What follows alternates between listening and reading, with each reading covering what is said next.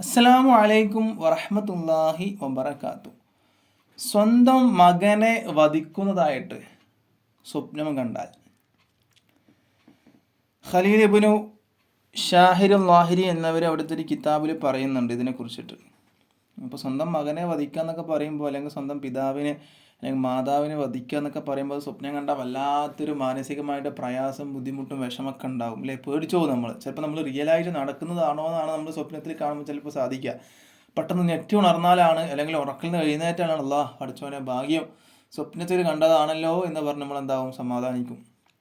എന്നാലും മനസ്സിന് കുറച്ച് സമയം ബുദ്ധിമുട്ടും പ്രയാസമൊക്കെ ഉണ്ടാവാറുണ്ട് അല്ലേ? അപ്പോൾ നമ്മൾ ഒരുപാട് സ്നേഹങ്ങൾ വില കൽപ്പിക്കുന്നവരാണ്, മാതാവാണെങ്കിലും പിതാവാണെങ്കിലും ഒക്കെ ആണെങ്കിലും അല്ലേ? അപ്പോൾ അവരെ എങ്ങനെയൊക്കെ നമ്മൾ ചെയ്യുന്നതായിട്ട് സ്വപ്നം കണ്ടാൽ വല്ലാത്ത വിഷമകരം തന്നെയാണ്. അപ്പോൾ ഇതിനെക്കുറിച്ചിട്ട് ഖലീൽ ഇബ്നു ഷാഹിർ ലാഹിരി എന്നവർ അവിടുത്തെ ഒരു കിതാബിൽ